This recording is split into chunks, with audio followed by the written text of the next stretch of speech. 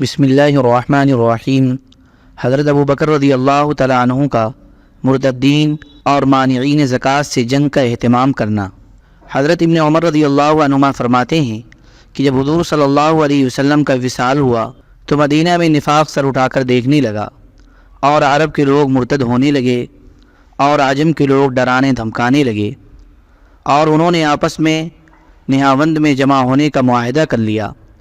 اور یہ کہا کہ یہ آدمی مر گیا ہے جس کی وجہ سے عربوں کی مدد ہو رہی تھی۔ چنانچہ حضرت ابو بکر رضی اللہ تعالیٰ عنہ نے مہاجرین اور انصار کو جمع کر کے فرمایا، عربوں نے زکوٰۃ کی بکریاں اور اونٹ روک لیے ہیں اور اپنے دین سے منہ موڑ گئے ہیں۔ ان عجم والوں نے تم سے جنگ کرنے کے لیے نہاوند میں اکٹھا ہونا آپس میں طے کر لیا ہے،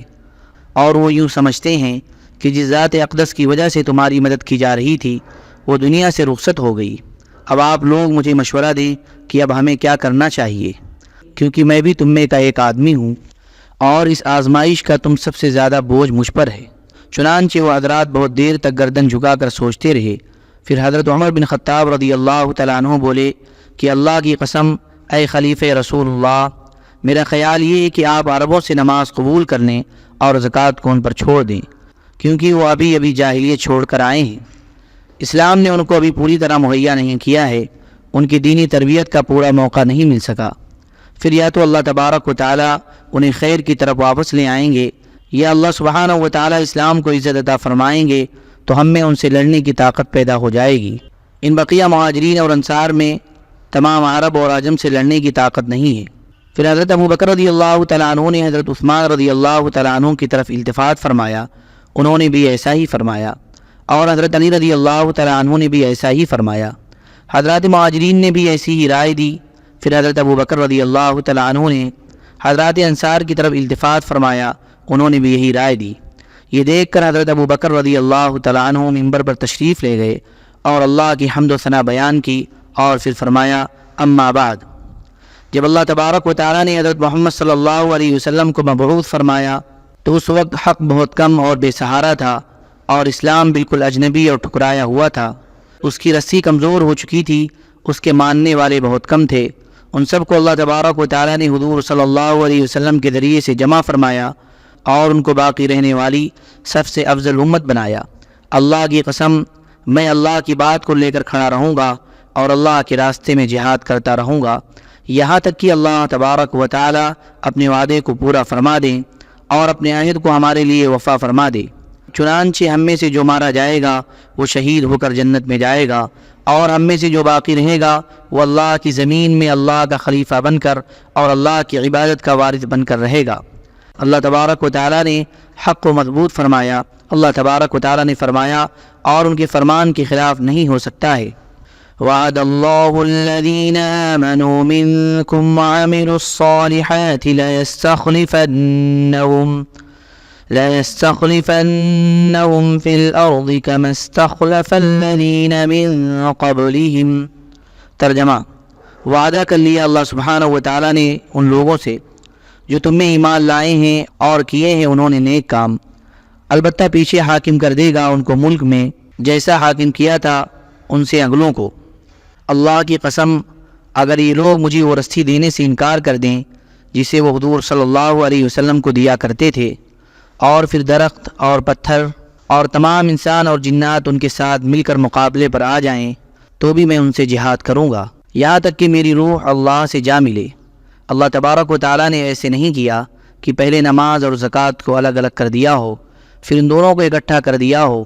لہذا میں یہ کیسے کر سکتا ہوں کہ عرب کے لوگ صرف نماز پڑھیں اور زکوٰۃ نہ دیں اور میں انہیں کچھ نہ کہوں۔ یہ سن کر حضرت عمر رضی اللہ تعالیٰ عنہ نے اللہ اکبر کہا اور فرمایا کہ جب اللہ تبارک و تعالیٰ نے ابو بکر کے دل میں ان مانعین زکوٰۃ سے جنگ کرنے کا پختہ عزم پیدا فرما دیا ہے تو اب مجھے بھی یقین ہو گیا ہے کہ یہی حق ہے۔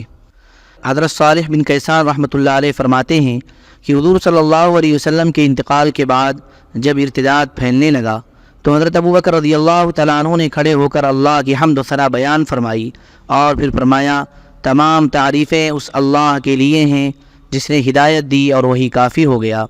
کسی اور سے ہدایت لینے کی ضرورت نہیں، اور جس نے اتنا دیا کہ کسی سے لینے کی ضرورت نہ رہی، غنی بنا دیا۔ اللہ تبارک و تعالیٰ نے حضرت محمد صلی اللہ علیہ وسلم کو اس حال میں مبعوث فرمایا تھا کہ اللہ والا علم بے سہارا تھا اور اسلام اجنبی اور ٹھکرایا ہوا تھا۔ اس کی رسی کمزور ہو چکی تھی اور اسلام کا زمانہ پرانا ہو چکا تھا، اب اس کا نام لینے والا کوئی نہ رہا تھا، اور اسلام والے اسلام سے بھٹک چکے تھے اور اللہ تعالیٰ اہل کتاب پر ناراض تھے،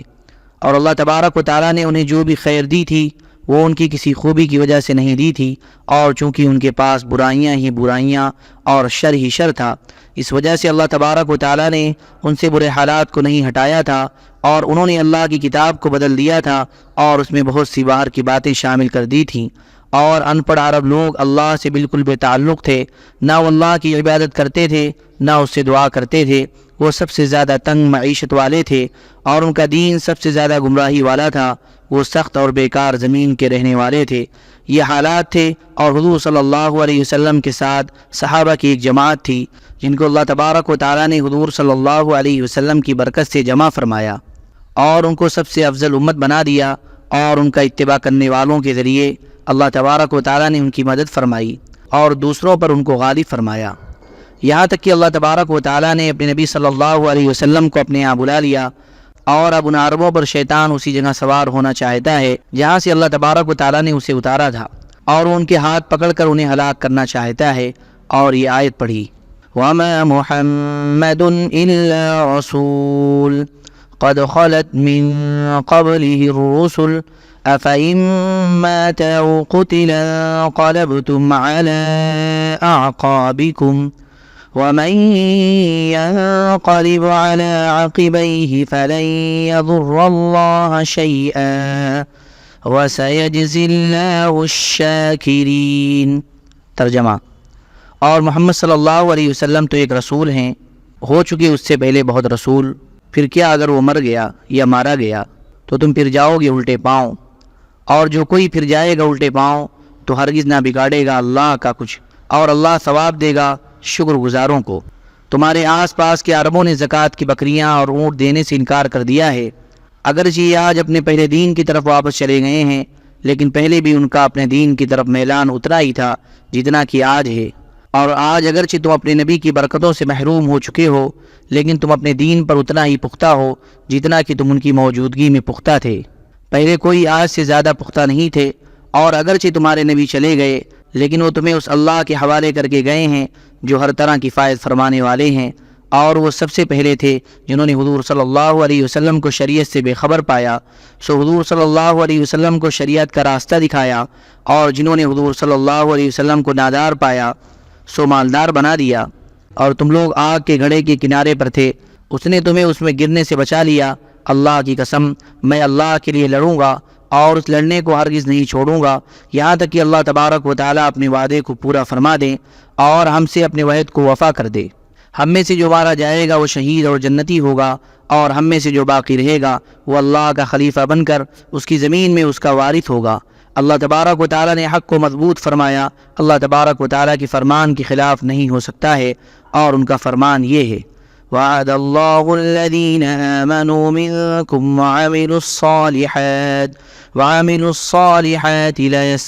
لیستخلفنہم فی الارض، یہ فرما کر منبر سے نیچے اتر آئے۔ حضرت عمر رضی اللہ عنہ فرماتے ہیں کہ جب عرب کے لوگ مرتد ہو گئے اور تمام مہاجرین کی ایک ہی رائے تھی اور میں بھی اس رائے میں ان کے ساتھ تھا کہ مانعین زکوٰۃ سے جنگ نہ کی جائے، تو ہم نے عرض کیا یا خلیفہ رسول اللہ، آپ لوگوں کو چھوڑ دیں کہ وہ نماز پڑھتے رہیں اور زکوٰۃ نہ دیں، آپ ان سے جنگ نہ کریں، کیونکہ جب ایمان ان کے دلوں میں داخل ہو جائے گا تو وہ زکوٰۃ کا بھی اقرار کر لیں گے۔ حضرت ابو بکر رضی اللہ تعالیٰ عنہ نے فرمایا اس ذات کی قسم جس کے قبضے میں میری جان ہے، جس چیز پر حضور صلی اللہ علیہ وسلم نے جنگ کی ہے میں اسے چھوڑ دوں، اس سے زیادہ مجھے یہ محبوب ہے کہ میں آسمان سے زمین پر گر پڑوں، لہذا میں تو اس چیز پر ضرور جنگ کروں گا۔ چنانچہ حضرت ابو بکر رضی اللہ تعالیٰ عنہ نے زکوٰۃ نہ دینے پر عربوں سے جنگ کی، یہاں تک کہ وہ پورے اسلام کی طرف واپس آ گئے۔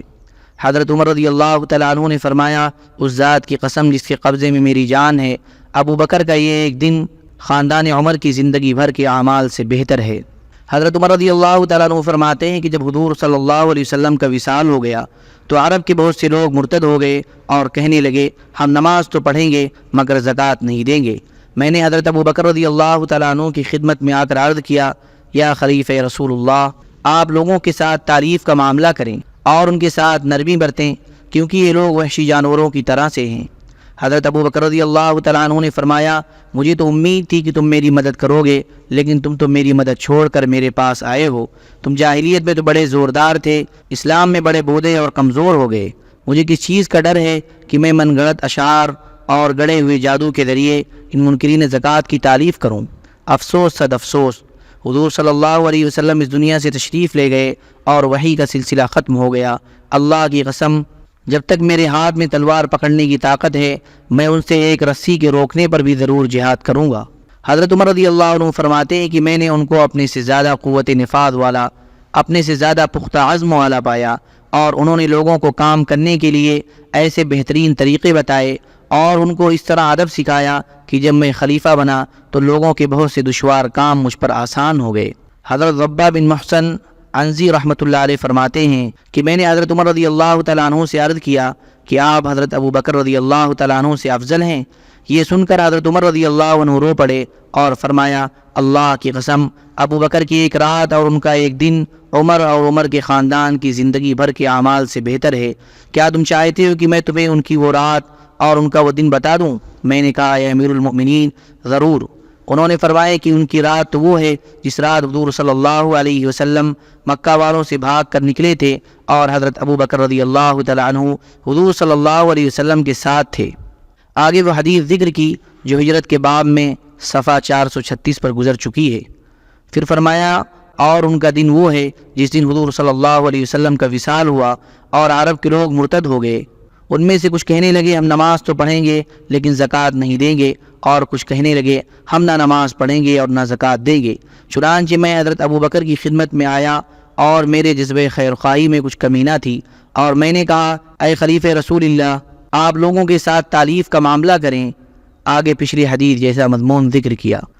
حضرت ابو ہریرہ رضی اللہ عنہ فرماتے ہیں کہ جب حضور صلی اللہ علیہ وسلم کا وصال ہو گیا اور آپ کے بعد حضرت ابو بکر رضی اللہ عنہ خلیفہ بنے اور بہت سے عرب کافر ہو گئے، تو حضرت عمر رضی اللہ تعالیٰ عنہ نے فرمایا، اے ابو بکر، آپ لوگوں سے کیسے جنگ کرتے ہیں جبکہ حضور صلی اللہ علیہ وسلم نے فرمایا ہے کہ مجھے لوگوں سے اس وقت تک جنگ کرنے کا حکم دیا گیا ہے جب تک وہ لا الہ الا اللہ نہ کہہ لیں۔ چنانچہ جو بھی لا الہ الا اللہ پڑھ لے گا وہ مجھ سے اپنے مال اور جان کو محفوظ کر لے گا۔ ہاں، اسلام کے حقوق واجبہ اس کے مال اور جان سے لیے جائیں گے اور اس کا حساب اللہ کے حوالے ہوگا کہ وہ دل سے مسلمان ہوا تھا یا نہیں۔ یہ اللہ کو معلوم ہے، وہی اس کے ساتھ اس کے مطابق معاملہ فرمائیں گے۔ حضرت ابو بکر رضی اللہ تعالیٰ عنہ نے کہا، نہیں، جو آدمی نماز اور زکوٰۃ میں فرق کرے گا میں اس سے ضرور جنگ کروں گا، کیونکہ زکوٰۃ مال کا حق ہے جیسے کہ نماز جان کا حق ہے۔ اللہ کی قسم، اگر یہ لوگ ایک رسی حضور صلی اللہ علیہ وسلم کو تو دیا کرتے تھے اور اب مجھے نہیں دیں گے تو میں اس رسی کی وجہ سے بھی ان سے جنگ کروں گا۔ دین میں ایک رسی کے برابر کمی بھی برداشت نہیں کر سکتا ہوں۔ حضرت عمر رضی اللہ عنہ فرماتے ہیں، اللہ کی قسم، ان کے یہ کہتے ہی مجھے یقین ہو گیا کہ اللہ نے مانعین زکوٰۃ سے جنگ کرنے کے بارے میں حضرت ابو بکر رضی اللہ تعالیٰ عنہ کا پوری طرح شرح صدر فرما رکھا ہے۔ چنانچہ مجھے بھی سمجھ میں آ گیا کہ یہ جنگ کرنا ہی حق ہے۔ اللہم صلی علی سیدنا وعلی آل سیدنا وحبیبنا ومحبوبنا ومولانا محمد وبارک وسلم۔ سبحان ربک رب العزة عما یصفون وسلام علی المرسلین والحمد للہ رب العالمین۔